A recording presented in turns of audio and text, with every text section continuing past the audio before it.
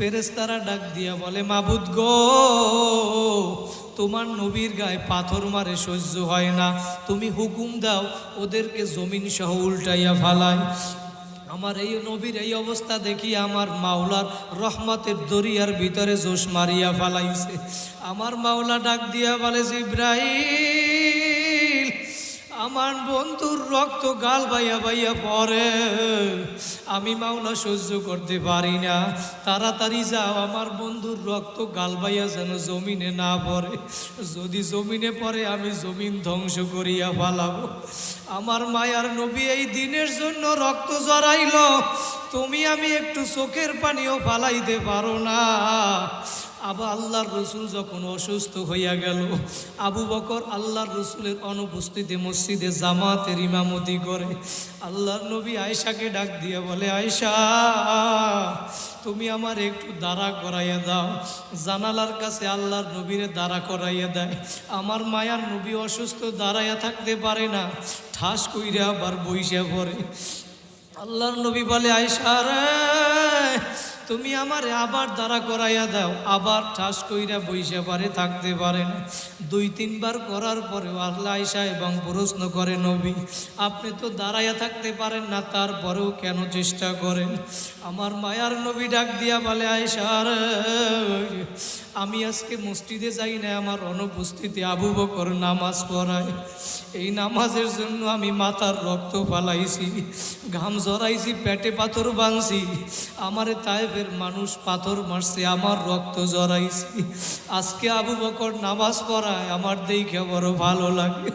যেই মায়ার নবী রক্ত জড়াইল, আল্লাহ বলে, জিব্রাইল, আমার বন্ধুর রক্ত গাল বাইয়া জমিনে পড়তে দিও না, তাড়াতাড়ি তুমি জান্নাত থেকে রুমাল নিয়ে যাও। জিবরাইল আলাইহিস সালাতু ওয়াস সালাম জান্নাত থেকে রুমাল নিয়া আমার মায়ার নবীর রক্ত মুইসা জান্নাতে রাইখা দিল। কিয়ামত পর্যন্ত দুনিয়াদার মানুষ শোনো, যারা ইসলাম কায়েম করার জন্য, আল্লাহর হুকুমত বাস্তবায়ন করার জন্য, নামাজ কায়েম করার জন্য জমিনের ভিতরে রক্ত জড়াবা, ঘাম জড়াবা, চোখের পানি জড়াবা, আমার মাওলা কিয়ামতের ময়দানে ওই নবীর রক্তের সাথে মিলাইয়া তোমারে আমারে জান্নাত দিয়া দিবে।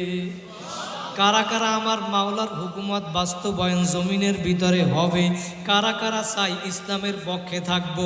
2টা হাত জাগাইয়া জোরে আল্লাহ বলিয়া দেন, নারায়ে তাকবীর। আল্লাহ তুমি কবুল করিয়া নাও, বলেন আল্লাহুম্মা আমিন। তাহলে বাইরে আমরা দুনিয়ায় আসছি একদিন, যাব একদিন, কথা বলেন ঠিক কিনা? যতদিন আসি নেক কাজ কইরা তারপর কবরে যাব, কথা বলেন ঠিক কিনা? নেক কাজ কইরা তওবার মতো তওবা কইরা যদি কবরে যাইতে পারি, আমার মাওলা মাফ করিয়া দিবে এবং আলেম ওলামাদের সাথে সম্পর্ক রাখবো, মাদ্রাসা মসজিদের সাথে সম্পর্ক রাখবো, কথা বলেন ঠিক কিনা? আপনাদের এলাকায় যতগুলা মাদ্রাসা আছে, যতগুলা মসজিদ আছে, ইমাম সাহেব আছে, সবার সাথে সম্পর্ক রাখা লাগবে নাকি লাগবে না? সবার সাথে সম্পর্ক রাখা লাগবে, এই মাদ্রাসার সাথে সম্পর্ক রাখা লাগবে। আর আজকে এই ময়দানের ভিতরে বইসা, এই মাদ্রাসার ময়দানে বইসা মাদ্রাসার জন্য দোয়া করবেন। আপনারা নিজেরা এইখানে তওবা কইরা যদি বাড়ি যাইতে পারেন, আল্লাহ বলে তুমি তওবার মতো যদি তওবা করতে পারো, আমি মাওলা তোমার তওবা কবুল করব। শুধু তাই নয়, তোমার জিন্দেগীর সব গুনাহ আমি মাফ করিয়া দিব। শুধু মাফ করব তাই নয়, তোমার গুনাহগুলারে সব নেকের দ্বারা পরিবর্তন করিয়া দিব। শেষ করিয়ে দেব? খারাপ লাগে? চলবে? কতক্ষণ? ফজর পর্যন্ত চলবে? না, চলবে না। সারা রাত্রেও যদি বয়ান করি, ফজরের 2 রাকাত সুন্নতের সমান হবে না। কি হবে? এখন বয়ান শুনলাম, বয়ান শেষ করিয়া যায় আর বিড়ি একটা ধরাই, ওকে হুজুরের বয়ানটা ভালোই হয়েছে। কি ঠিক কিনা? আছে না নাই? কারণ বয়ানে তাসির নাই, আমাকেও আমল নাই, মুসল্লিকেও আমল নাই। কি ঠিক না?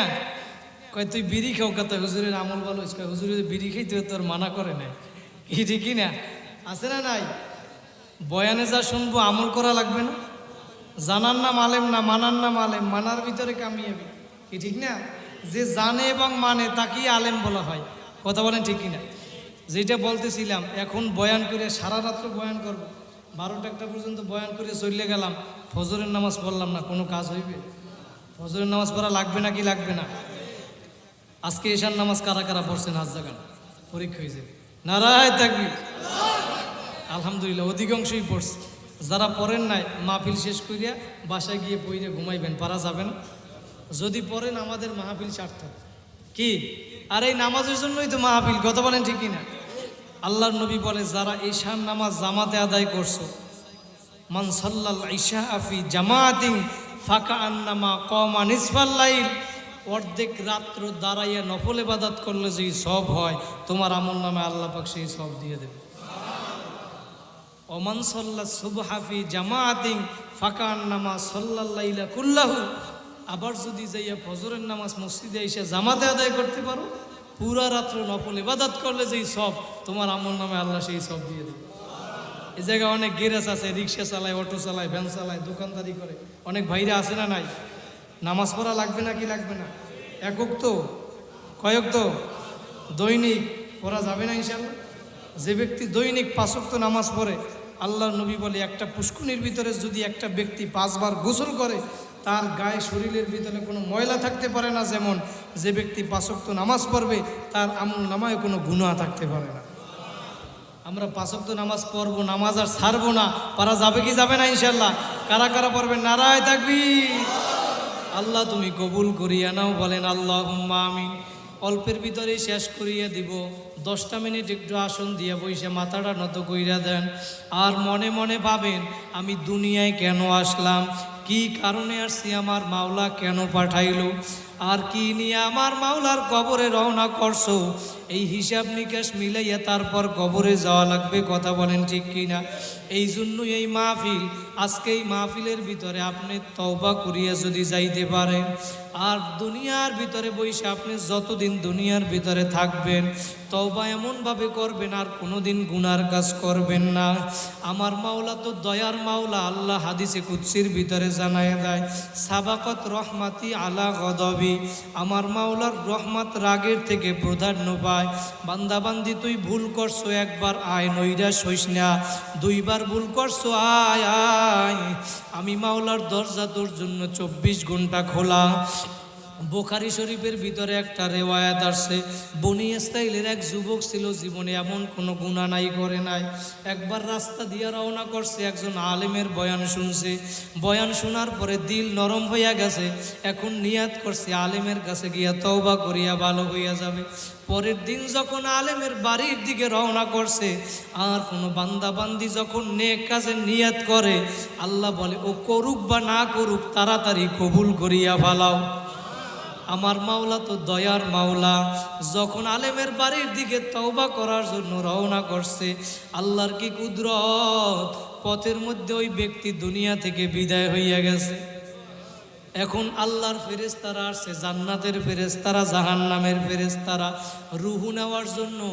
জাহান্নামের ফেরেশতারা বলে তার রুহু আমরা জাহান্নামে নিয়ে যাব, কারণ সে ব্যক্তি খারাপ ভালো কাজ করে নাই কোনো দিন, তওবা করার জন্য রওনা দিছিল কিন্তু তওবা করতে পারে নাই, সুতরাং তার রুহু আমরা জাহান্নামে নিয়ে যাব। আর জান্নাতের ফেরেশতারা বলতেছে তার রুহুকে আমরা জান্নাতে নিয়ে যাব। বলে কেন? বলে সে খারাপ ছিল কিন্তু তওবা করার জন্য রওনা দিছিল, যেহেতু তওবা করার জন্য রওনা দিছিল তার রুহুটাকে আমরা জান্নাতে নিয়ে যাব। সুবহানাল্লাহ। ফেরেশতাদের ভিতরে তর্ক বিতর্ক শুরু হইয়া গেছে, বলে আমরা আল্লাহর কাছে গিয়া জিজ্ঞাসা কইরা দেখি। আল্লাহর কাছে গিয়া বলার পরে আল্লাহ বলে ফেরেশতারা যাও, ওই ব্যক্তি যেইখানে ইন্তেকাল করছে সেইখান দিয়া মাপ দাও, মাপ দাও। মাপ দিয়া যদি দেখো আলেমের বাড়ি নিকটে তাহলে তওবার নিকটে, যদি তওবার নিকটে হয় তার রুহু নিয়ে যাবে জান্নাতের ফেরেশতারা, আর যদি মাইপা দেখো আলেমের বাড়ি দূরে তাহলে তওবা থেকে দূরে দূরে, তাহলে তার রুহু নিয়ে যাবে জাহান্নামের ফেরেশতারা। আমার নবী বলেন ফিলহাল তখন ঘটনা এমন ছিল, ওই ব্যক্তি যেইখানে ইন্তেকাল করলো সেইখান থেকে আলেমের বাড়ি দূরে ছিল, দূরে ছিল। আমার মাওলা তো দয়ার মাওলা, আমার মাওলা জমিনকে হুকুম করছে, জমিন তুমি আমার আলেমের বাড়ির দিকে জায়গা ছোট হইয়া যাও। জোরে বলেন সুবহানাল্লাহ।